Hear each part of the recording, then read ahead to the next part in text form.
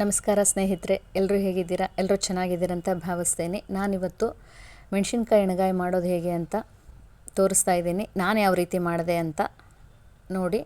ಮತ್ತು ಇದರಲ್ಲಿ ಇನ್ನೂ ಒಂದು ಬಗೆಯ ಅಡುಗೆಯನ್ನು ಮಾಡಿ ತೋರಿಸಿದ್ದೀನಿ.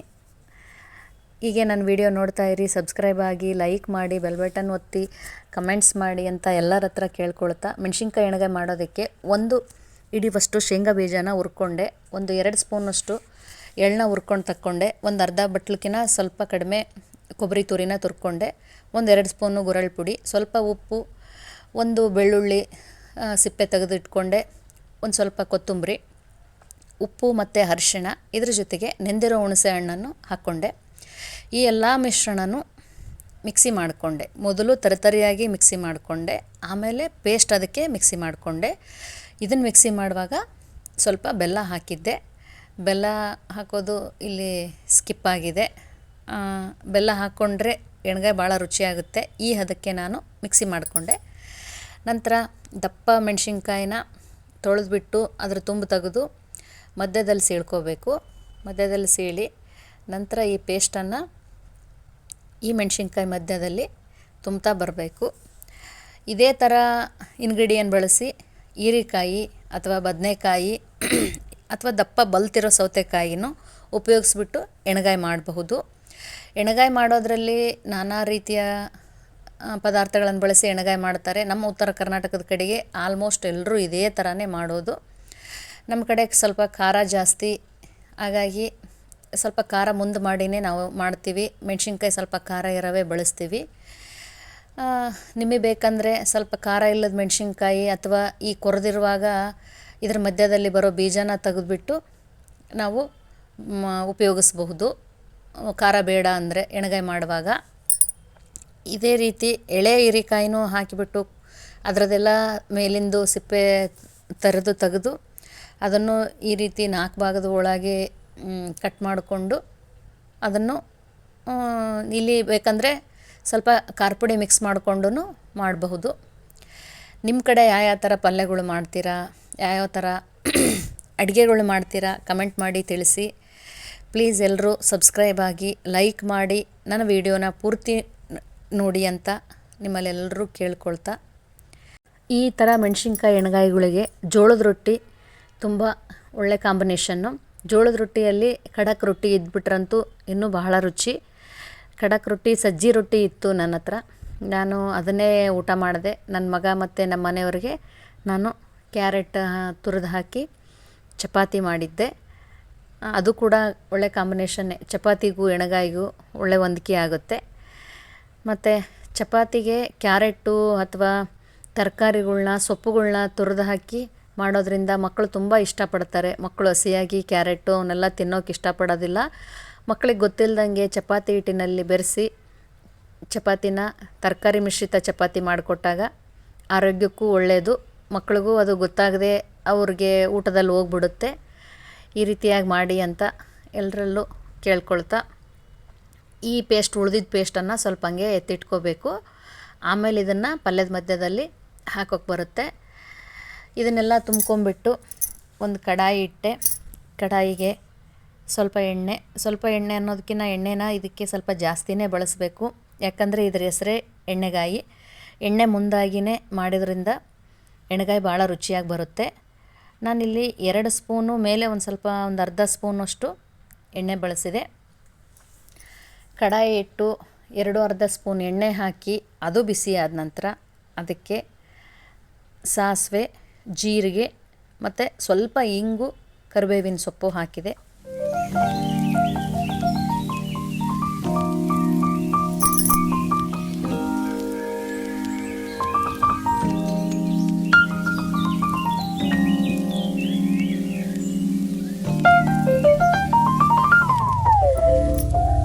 ಸಾಸಿವೆ ಎಲ್ಲ ಚಟಪಟ ಸಿಡಿದ ನಂತರನೇ ಮುಂದಿನ ತರಕಾರಿಗಳ್ನ ಹಾಕ್ಕೋಬೇಕು. ಸಾಸಿವೆ ಸಿಡಿದೇ ಏನಾದರೂ ನಾವು ಅಡುಗೆನ ಅವಸರದಲ್ಲಿ ಮಾಡೋಕ್ಕೋದ್ರೆ ಅದು ರುಚಿಯಾಗಿ ಬರೋದಿಲ್ಲ. ಹಾಗಾಗಿ ಸಾಸಿವೆ ಸಿಡಿದ ಮೇಲೇ ಎಲ್ಲರೂ ಪಲ್ಯ ಆಗಲಿ, ಸಾಂಬಾರಿಗೆ ಒಗ್ಗರಣೆ ಕೊಡುವಾಗಲಿ ಅವಸರ ಮಾಡಿಬಿಟ್ಟು ಸಾಸಿವೆ ಸಿಡಿಲಾರ್ದಂಗೆ ನಾವೇನಾದರೂ ಮಾಡಿದ್ವಿ ಅಂದರೆ ಆ ಪಲ್ಯಗಳಿಗೆ ಏನು ಬಳಸಿ ಪಲ್ಯ ಮಾಡಿದ್ರೂ, ಎಂಥ ಮಸಾಲ ಹಾಕಿ ಪಲ್ಯ ಮಾಡಿದ್ರೂ ರುಚಿ ಕೊಡೋದಿಲ್ಲ. ಎಣ್ಣೆ ಕಾದ ನಂತರ ಸಾಸಿವೆ ಸಿಡಿದ ನಂತರನೇ ನಾವು ಮಾಡಿದರೆ ಪಲ್ಯಗಳು ತುಂಬ ರುಚಿಯಾಗಿ ಬರುತ್ತವೆ. ಒಂದು ಹಿಡಿಯುವಷ್ಟು ಉದ್ದುದ್ದಕ್ಕೆ ಕಟ್ ಮಾಡಿ ಇಟ್ಕೊಂಡಿರೋ ಈರುಳ್ಳಿ ಹಾಕಿದೆ. ಈರುಳ್ಳಿ ಒಂದು ಅದಕ್ಕೆ ಚೆನ್ನಾಗಿ ಬೇಯೋದಕ್ಕೆ ಬಿಡಬೇಕು. ಈರುಳ್ಳಿ, ಕರಿಬೇವು, ಸಾಸಿವೆ, ಜೀರಿಗೆ ಎಲ್ಲ ಒಗ್ಗರಣೆಯಲ್ಲಿ ಚೆನ್ನಾಗಿ ಬೆಂದ ನಂತರ ನಾವು ಎಲ್ಲ ಮಸಾಲ ತುಂಬಿಟ್ಕೊಂಡಿರೋ ಮೆಣಸಿನ್ಕಾಯಿನ ಇದರಲ್ಲಿ ಹಾಕಬೇಕು. ಮೆಣಸಿನ್ಕಾಯಿ, ಈರುಳ್ಳಿ, ಎಣ್ಣೆ ಎಲ್ಲ ಚೆನ್ನಾಗಿ ಹೊಂದ್ಕೋಬೇಕು. ಅಲ್ಲಿವರೆಗೂ ಒಂದು ಮುಚ್ಚಳ ಮುಚ್ಚಿಬಿಟ್ಟು ಇದನ್ನು ಬೇಯಿಸ್ರಿ, ಚೆನ್ನಾಗಾಗುತ್ತೆ. ಏನಿಲ್ಲ ಅಂದರೂ ಒಂದು 10ರಿಂದ 15 ನಿಮಿಷ ಎಣ್ಗಾಯಿ ಆಗೋದಕ್ಕೆ ಬೇಕು. ಈ ಮೆಣಸಿನ್ಕಾಯಿ ದಪ್ಪ ಇರೋದರಿಂದ ನಾನು ಇದಕ್ಕೆ ಸ್ವಲ್ಪ ಬೇಯೋದಕ್ಕೆ ಅಂತಲೇ ಸ್ವಲ್ಪ ಚಿಟಿಕೆ ಪುಡಿ ಉಪ್ಪನ್ನು ಇದ್ರ ಮೇಲೆ ಉದುರಿಸಿ ಒಂದು ಪ್ಲೇಟ್ ಮುಚ್ಚಿಬಿಟ್ಟೆ.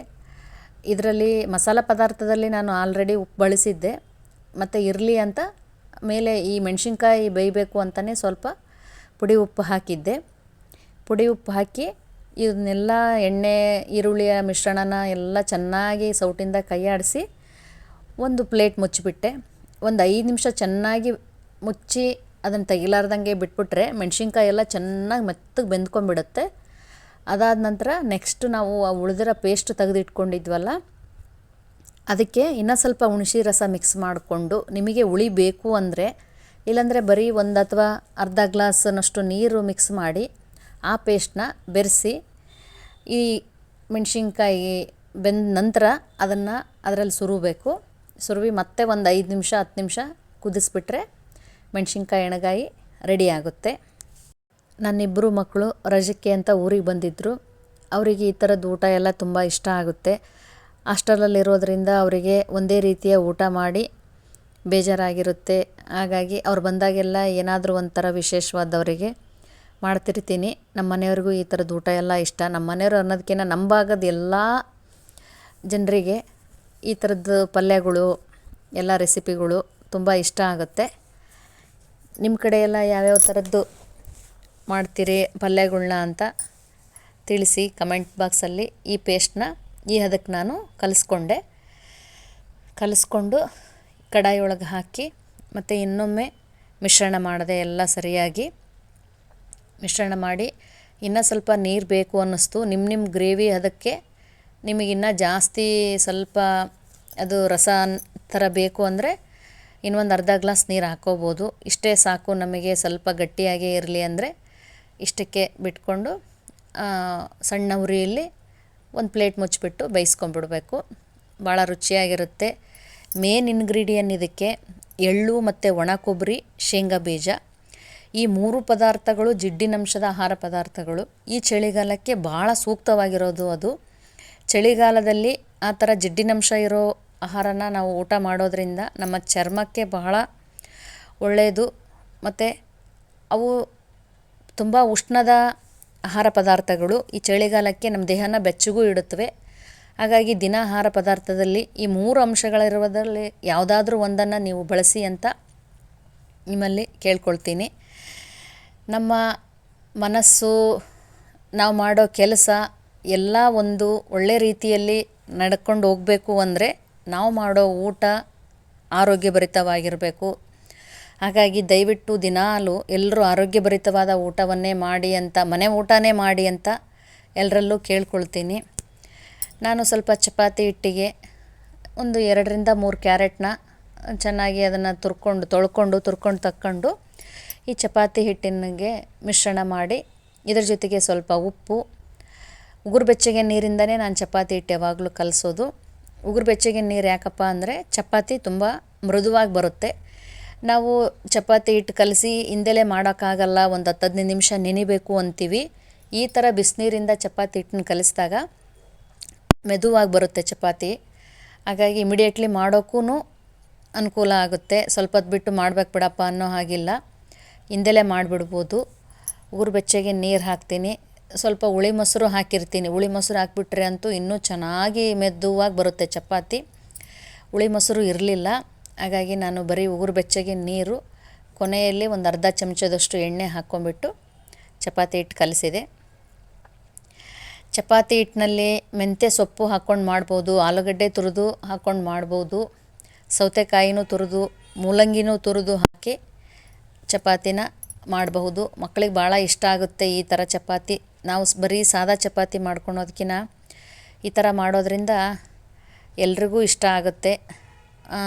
ಏನಾದರೂ ಡಿಫ್ರೆಂಟ್ ಆಗಿದೆ ಅಂತ ತಿನ್ನೋದಕ್ಕೆ 2 ಚಪಾತಿ ತಿನ್ನೋದು 3 ಚಪಾತಿ ತಿಂದಿರ್ತೀವಿ. ಈ ಥರ ಚಪಾತಿ ಕಲಸಿದೆ. ಸ್ವಲ್ಪ ಎಣ್ಣೆ ಹಾಕ್ಕೊಂಬಿಟ್ಟು ಸ್ವಲ್ಪ ಬೇಯಿಸಿ ಅಂಗೈಯಿಂದ ನಾದ್ಬಿಟ್ಟು ಚಪಾತಿ ಲಟ್ಟಿಸಿದೆ. ನನ್ನ ಮಗನಿಗೆ ಖುಷಿಯಾಗಿತ್ತು, ಏನೋ ನಮ್ಮಮ್ಮ ಡಿಫ್ರೆಂಟಾಗಿ ಮಾಡ್ತಿದ್ದಾಳೆ, ಯಾವಾಗಲೂ ನಾರ್ಮಲ್ ಚಪಾತಿ ಇರ್ತಿತ್ತು ಅಂತ ಅವನಿಗೂ ಖುಷಿ ಇತ್ತು. ಈ ರೀತಿ ಇತ್ತು ಇವತ್ತಿನ ನನ್ನ ದಿನಚರಿ. ನಿಮ್ಮ ದಿನಚರಿ ಹೇಗಿತ್ತು ಅಂತ ಕಮೆಂಟ್ ಮಾಡಿ ತಿಳಿಸಿ. ನಮ್ಮ ಮನೆಯವರು ಟಿಫನಿಗೆ ಬರೋ ಟೈಮ್ ಆಗಿತ್ತು, ಇನ್ನೂ ಬಂದಿರಲಿಲ್ಲ. ಯಾಕೆಂದರೆ ಇವತ್ತು ನಮ್ಮದು ಅಲ್ಲಿ ಬಿಲ್ಡಿಂಗ್ ಕನ್ಸ್ಟ್ರಕ್ಷನ್ ನಡೀತಾ ಇದೆ. ಅದಕ್ಕೆ ನೀರು ಬಿಡೋಕ್ಕೆ ನೀರು ಖಾಲಿಯಾಗಿತ್ತು ಸಂಪನಾಗೆ. ಹಾಗಾಗಿ ನೀರು ಬೇರೆ ಕಡೆಯಿಂದ ಟ್ಯಾಂಕರಿಂದ ನೀರು ಹಾಕಿಸ್ಕೊಂಡು ನೀರು ಬಿಟ್ಟು ಬರೋ ಅಷ್ಟೊತ್ತಿಗೆ ಲೇಟಾಗಿತ್ತು. ಅವ್ರು ಸ್ವಲ್ಪ ಬೆಳಗ್ಗೆ ಟೈಮ್ ಸರಿಯಾಗಿ ತಿಂಡಿ ತಿನ್ನೋದು ಜಾಸ್ತಿ. ಒಂದೊಂದು ದಿನ ಲೇಟ್ ಆದಾಗ ಅವ್ರಿಗೆ ಸ್ವಲ್ಪ ಗ್ಯಾಸ್ಟ್ರಿಕ್ ಸಮಸ್ಯೆ. ಟೈಮ್ ಸರಿಯಾಗಿ ತಿಂದಾಗ ಏನೂ ಗ್ಯಾಸ್ಟ್ರಿಕ್ ಪ್ರಾಬ್ಲಮ್ ಆಗಲ್ಲ. ನೋಡಿ ಎಣ್ಗಾಯಿ ಚೆನ್ನಾಗಿ ಬೆಂದಿದೆ. ಒಳ್ಳೆ ಘಮ ಪರಿಮಳ ಬರ್ತಾ ಇತ್ತು, ರುಚಿಯಾಗಿತ್ತು. ನೀವು ಈ ಥರ ಟ್ರೈ ಮಾಡಿ ಹೇಗೆ ಬಂತು ಅಂತ ತಿಳಿಸಿ ಅಂತ ಎಲ್ಲರಲ್ಲೂ ಕೇಳ್ಕೊಳ್ತಾ, ಶೇರ್ ಮಾಡಿ, ಕಮೆಂಟ್ ಮಾಡಿ, ಸಬ್ಸ್ಕ್ರೈಬ್ ಆಗಿ, ಲೈಕ್ಸ್ ಮಾಡಿ ಪ್ಲೀಸ್ ಅಂತ ಮತ್ತೊಮ್ಮೆ ಮಗದೊಮ್ಮೆ ಎಲ್ಲರ ಹತ್ರ ಕೇಳ್ಕೊಳ್ತೀನಿ. ಮೆಣಸಿನ್ಕಾಯಿ ಚೆನ್ನಾಗಿ ಮೆತ್ತಗೆ ಬೆಂದಿತ್ತು. ಸ್ವಲ್ಪ ಖಾರ ಖಾರ ಹುಳಿ ಚೆನ್ನಾಗಾಗಿತ್ತು. ಎಣ್ಗಾಯಿ ಮಾತ್ರ ಇದ್ರ ಜೊತೆಗೆ ಚಟ್ನಿನೇ ಬೇಕೇ ಬೇಕು. ಒಂದೇ ಪಲ್ಯ ಊಟ ಮಾಡೋದು ಕಡಿಮೆ ನಮ್ಮ ಮನೆಯಲ್ಲಿ. ಒಂದು ಚಟ್ನಿ, ಒಂದು ಪಲ್ಯ, ಒಂದು ರೊಟ್ಟಿಗೆ ಚಪಾತಿ ಏನಾದರೂ ಮಾಡಲಿ 2 ರೀತಿದು ಏನಾದರೂ ಊಟಕ್ಕಿರಲೇಬೇಕು. ಹಾಗಾಗಿ ದೇವ್ರಿಗೆ ಒಂದು ಕಾಯಿ ಒಡೆದಿದ್ದಿತ್ತು, ಊರಮ್ಮನ ದೇವಸ್ಥಾನಕ್ಕೆ ಹೋಗಿ ಬಂದಿತ್ತು ತೆಂಗಿನಕಾಯಿ. ಅದನ್ನೇ ಎಲ್ಲ ಪೀಸ್ ಮಾಡಿ ತಕ್ಕೊಂಡು ಕೊಬ್ಬರಿ ಚಟ್ನಿ ಮಾಡಿದೆ. ಕೊಬ್ಬರಿ ಚಟ್ನಿ ಮಾಡುವಾಗ ಬರೀ ತರಿಯಾಗಿ ಡ್ರೈಯಾಗಿ ಮಾಡ್ಕೋಬೇಕು, ಭಾಳ ರುಚಿಯಾಗಿ ಬರುತ್ತೆ. ಇದನ್ನು ಒರಳಲ್ಲಿ ಕುಟ್ಟಿ ಮಾಡಿದ್ರಂತೂ ಇನ್ನೂ ರುಚಿಯಾಗುತ್ತೆ. ನಮ್ಮೂರ ಕಡೆ ತವ್ರ ಮನೆ ಕಡೆಗೆಲ್ಲ ಒರಳಲ್ಲಿ ಇದನ್ನು ಕುಟ್ಟಿ ಮಾಡ್ತಾರೆ. ತರಿಯಾಗಿ ಭಾಳ ರುಚಿಯಾಗಿರುತ್ತೆ. ನಾನಂತೂ ಅಲ್ಲಿ ಹೋದಾಗ ಅದನ್ನು ಮಾಡಿಸ್ಕೊಂಡು ಊಟ ಮಾಡಿರ್ತೀನಿ. ನಾನು ಈ ಥರ ಕೊಬ್ಬರಿನೆಲ್ಲ ಪೀಸ್ ಮಾಡಿ ತಕ್ಕೊಂಡು ಸ್ವಲ್ಪ ಎಣ್ಣೆ ಜಾಸ್ತಿ ಹಾಕಿ ಮೆತ್ತಗೆ ಹಸಿಮೆಣ್ಸಿನ್ಕಾಯಿನ ಹುರ್ಕೊಂಡಿದ್ದೆ. ಹುರ್ಕೊಂಡು 1 ಗಡ್ಡೆ ಬೆಳ್ಳುಳ್ಳಿನ ಸುಲ್ಕೊಂಡು ಸ್ವಲ್ಪ ಕೊತ್ತಂಬರಿ ಸೊಪ್ಪನ್ನ ತೊಳ್ಕೊಂಡು ಈ ತರಿಯಾಗಿ ಮಿಕ್ಸಿ ಮಾಡಿಕೊಂಡೆ. ಇದಕ್ಕೆ ನೀರು ಏನೂ ಮಿಕ್ಸ್ ಮಾಡಬಾರ್ದು, ಒಂಥರ ಡ್ರೈ ಆಗಿ ಇರಬೇಕು. ಇದು ಭಾಳ ರುಚಿಯಾಗುತ್ತೆ.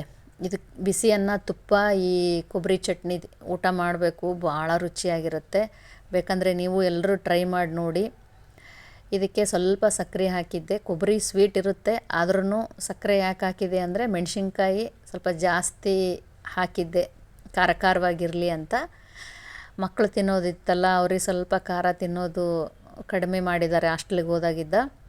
ಹಾಗಾಗಿ ನಾನು ಸ್ವಲ್ಪ ಸಕ್ಕರೆ ಹಾಕಿ, ನೀವು ಬೇಡ ಅಂದರೆ ಸಕ್ಕರೆನ ಸ್ಕಿಪ್ ಮಾಡಿ. ಕೊಬ್ಬರಿ ಡೈರೆಕ್ಟು ದೊಡ್ಡ ಪೀಸ್ನೇ ಜಾರೊಳಗೆ ಹಾಕಿಬಿಟ್ರೆ ಸರಿಯಾಗಿ ನುಣ್ಣಗಾಗಲ್ಲ ಅಂಥೇಳಿ ಮತ್ತೆ ಇದನ್ನು ಸಣ್ಣದಾಗಿ ಕಟ್ ಮಾಡ್ಕೊಳ್ತಾ ಇದ್ದೆ. ಸಣ್ಣದಾಗಿ ಕಟ್ ಮಾಡಿಕೊಂಡು ಆಮೇಲೆ ಮೆಣಸಿನ್ಕಾಯಿ ಹುರ್ಕೊಂಡು ಮೆಣಸಿನ್ಕಾಯಿನೂ ಬೆಳ್ಳುಳ್ಳಿನೂ ಮೊದಲು ಒಂದು ಸಲ ಗ್ರೈಂಡ್ ಮಾಡಿದೆ. ಆಮೇಲೆ ಈ ಕೊಬ್ಬರಿ ಹಾಕಿ ಎಲ್ಲ ಸೇರಿಸಿ ಜಾರೊಳಗೆ ಹಾಕಿ ಚಟ್ನಿ ರೆಡಿ ಮಾಡಿದೆ. ಚಟ್ನಿಗಳಲ್ಲಿ ಭಾಳ ಟೈಪ್ಸ್ ಇದ್ದಾವೆ. ನಮ್ಮ ಕಡೆ ಶೇಂಗಾ ಚಟ್ನಿ ಜಾಸ್ತಿ. ನಾನು ಇದನ್ನು ನನ್ನ ಹಿಂದಿನ ವೀಡಿಯೋಗಳಲ್ಲಿ ಹೇಳಿದೆ ನಿಮಗೆ. ಶೇಂಗಾ ಚಟ್ನಿ, ಟೊಮೊಟೊ ಚಟ್ನಿ, ಬದನೇಕಾಯಿ ಚಟ್ನಿ. ನಾನು ಟೊಮೊಟೊ ಚಟ್ನಿ ಮಾಡೋದು ತೋರಿಸಿದ್ದೀನಿ. ಬದನೇಕಾಯಿ ಚಟ್ನಿ ಮಾಡೋದು ಕೂಡ ನನ್ನ ಹಿಂದಿನ ವೀಡಿಯೋದಲ್ಲಿದೆ. ಪ್ಲೀಸ್ ಎಲ್ಲರೂ ದಯವಿಟ್ಟು ನೋಡಿ ಯಾವ ಥರ ಚಟ್ನಿ ನಿಮಗೆ ಬೇಕಾದಲ್ಲಿ ನೋಡಿಕೊಂಡು ಮಾಡ್ಕೊಂಡು ಊಟ ಮಾಡಿ. ಬೆಳ್ಳುಳ್ಳಿ, ಕೊತ್ತಂಬರಿ, ಹರಳುಪ್ಪು, ಮೆಣಸಿನ್ಕಾಯಿ ಮತ್ತು ಕೊಬ್ಬರಿ ಎಲ್ಲ ಸೇರಿಸಿ ತರಿಯಾದ ಕೊಬ್ಬರಿ ಚಟ್ನಿ ರೆಡಿ ಮಾಡಿದೆ. ಇದಂತೂ ಒಳ್ಳೆ ಟೇಸ್ಟ್ ಆಗಿತ್ತು. ಎಲ್ಲ ರುಚಿಯಾಗಿತ್ತು ಮಮ್ಮಿ ಅಂತ ನನ್ನ ಮಕ್ಕಳು ಖುಷಿಯಿಂದ ಊಟ ಮಾಡಿದರು. ಮಕ್ಕಳು ಖುಷಿಯಾಗಿ ಊಟ ಮಾಡೋದೇ ತಾಯರಿಗೆ ಏನೋ ಒಂಥರ ನೆಮ್ಮದಿ. ನೋಡಿ ಹೆಂಗೆ ಬಂದಿದೆ ಅಂತ, ಚೆನ್ನಾಗಾಗಿದೆ ಚಟ್ನಿ ಎಲ್ಲ. ಚಟ್ನಿ ರೆಡಿಯಾಗಿತ್ತು, ಎಣ್ಗಾಯಿ ಆವಾಗಲೇ ಬೆಂದಿತ್ತು, ಚಪಾತಿ ಹಿಟ್ಟು ಕಲಸಿದ್ದೆ. ಇನ್ನೇನು ಚಪಾತಿ ಲಟ್ಟಿಸಿ ನಮ್ಮ ಮನೆಯವ್ರು ಬರೋ ಅಷ್ಟೊತ್ತಿಗೆ ಎಲ್ಲರೂ ಸೇರಿ ತಿಂಡಿ ತಿನ್ನೋದೊಂದೇ ಇತ್ತು. ನನಗೂ ಆಲ್ರೆಡಿ ಹಸಿವಾಗಿತ್ತು. ಇವತ್ತು 9:45 10 ಗಂಟೆ ಆಗಿದ್ದರೂ ಅವ್ರು ಇನ್ನೂ ಬಂದಿರಲಿಲ್ಲ. ಅದೇ ನೀರು ಸಮಸ್ಯೆ ಆಗಿತ್ತು, ಅಲ್ಲಿ ನೀರು ಸಂಪಲ್ಲಿ ನೀರು ಖಾಲಿ ಆಗಿತ್ತು. ನೀರು ಹಾಕಿಸ್ಕೊಂಡು ಕ್ಯೂರಿಂಗ್ ಮಾಡಬೇಕಾಗಿತ್ತು. ಹಂಗಾಗಿ ಅವರು ಅದನ್ನೆಲ್ಲ ಮುಗಿಸೇ ಬಂದರು. ಅವ್ರು ಬರೋ ಅಷ್ಟೊತ್ತಿಗೆ ನಾನು ಚಪಾತಿ ಲಟ್ಟಿಸಿ ಅವ್ರು ಬಂದ ತಕ್ಷಣ ಬಿಸಿ ಚಪಾತಿ ಹಾಕ್ಕೊಟ್ಟೆ. ಕ್ಯಾರೆಟ್ ಹಾಕಿರೋ ಚಪಾತಿ ನೋಡಿ ಹೇಗೆ ಬಂದಿದೆ ಅಂತ. ಚೆನ್ನಾಗಾಗಿತ್ತು ಚಪಾತಿ. ನಾನೊಮ್ಮೆ ಮೂಲಂಗಿನೂ ಹಾಕಿ ಮಾಡಿದ್ದೆ, ಅದಂತೂ ಭಾಳ ರುಚಿಯಾಗಿ ಬಂದಿತ್ತು. ನೀವು ಟ್ರೈ ಮಾಡಿ ನೋಡಿ. ನಾನು ನನ್ನ ನೆಕ್ಸ್ಟ್ ವಿಡಿಯೋದಲ್ಲಿ ತೋರಿಸ್ತೀನಿ ಮೂಲಂಗಿ ಅಂತ. ಮೂಲಂಗಿ ತುರಿದ್ಬಿಟ್ಟು ದೋಸೆ ಹಿಟ್ಟಿಗೆ ರುಬ್ಬಿ ಮಾಡಿಬಿಟ್ರೆ ಅಂತೂ ಇನ್ನೂ ರುಚಿಯಾಗಿ ಬರುತ್ತೆ. ಅದನ್ನೊಮ್ಮೆ ನಾನು ನಿಮಗೆ ನನ್ನ ವಿಡಿಯೋದಲ್ಲಿ ತೋರಿಸ್ತೀನಿ. ಮೂಲಂಗಿ ದೋಸೆ ಅಂತ ಭಾರಿ ರುಚಿಯಾಗಿರುತ್ತೆ. ಚಪಾತಿ ಬೇಯಿಸ್ತಾ ನಮಗೆ ತುಪ್ಪ ಹಾಕ್ಕೊಂಡು ಬೇಯಿಸ್ಕೊಂಡ್ವಿ ಮಗ ಮತ್ತು ನಾನು. ನಮ್ಮ ಮನೆಯವರು ತುಪ್ಪ ಕಡಿಮೆ ಅವರು ತಿನ್ನೋದು, ಅವ್ರಿಗೆ ಸ್ವಲ್ಪ ಆಯಿಲ್ ಹಾಕಿ ಬೇಯಿಸ್ಕೊಟ್ಟೆ. ಚಪಾತಿನೂ ನಾನು ಕಬ್ಬಣದ ಹಂಚಲ್ಲೇ ಚಪಾತಿನೂ ಬೇಯಿಸಿರ್ತೀನಿ. ನಾನ್ ಸ್ಟಿಕ್ಕಲ್ಲೆಲ್ಲ ಈಗ ಕಡಿಮೆ ಮಾಡಿದ್ದೀನಿ ಬಳಸೋದನ್ನ.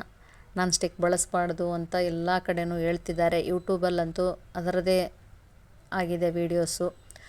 ಎಲ್ಲ ಮಡಿಕೆ ಪಾತ್ರೆ ಕಬ್ಬಣದ ಹಂಚುಗಳ್ನು ಬಳಸಿ ಸಿಲ್ವರೆಲ್ಲ ಕಡಿಮೆ ಮಾಡಿ ಅಂತ ಹೇಳ್ತಿದ್ದಾರೆ. ಹಾಗಾಗಿ ಒಂದೊಂದೇ ಸಾಮಾನುಗಳ್ನ ತಗೊತಾ ಬರಬೇಕು, ಇವನ್ನೆಲ್ಲ ಬಿಡಬೇಕು ಅಂತ ಅಂದ್ಕೊಂಡಿದ್ದೀನಿ. ಕಬ್ಬಣದ ಹಂಚು ರೊಟ್ಟಿ ಬೇಯಿಸೋದಕ್ಕೂ ಮತ್ತು ಚಪಾತಿ ಬೇಯಿಸೋದಕ್ಕೂ ಇದೇ ಕಬ್ಬಣದ ಹಂಚು ಯೂಸ್ ಮಾಡ್ತೀನಿ ನಾನು. ಕಬ್ಬಣದ ಹಂಚಿಂದ ಒಳ್ಳೆಯದಂತೆ ಆರೋಗ್ಯಕ್ಕೆ ಎಲ್ಲರೂ ಹೇಳ್ತಾರೆ. ಮೊದಲೆಲ್ಲ ಇವೇ ಇದ್ದಿದ್ದು, ಕಬ್ಬಣದ ಹಂಚುಗಳು ಇದ್ದವು, ಕಬ್ಬಣದ ಕಡಾಯಿ ಇದ್ದವು, ಮಡಿಕೆ ಪಾತ್ರೆ ಇದ್ದವು. ಕಡಿಮೆ ಸಿಲ್ವರು ಸ್ಟೀಲು ಎಲ್ಲ ಮಣ್ಣಿನ ಮಡಿಕೆಯಲ್ಲೇ ಸಾಂಬಾರು ಮಾಡ್ತಿದ್ರು, ಎಲ್ಲ ಥರದ ಅಡುಗೆಗಳು. ಈಗ ಮತ್ತೆ ಅದೆಲ್ಲ ರಿಟರ್ನ್ ಆಗಿದೆ, ಎಲ್ಲ ಸಾಮಾನುಗಳು ಮತ್ತೆ ಬರ್ತಿದ್ದಾವೆ. ಚಪಾತಿ ಬೆಂದು ರೆಡಿ ಆಯಿತು.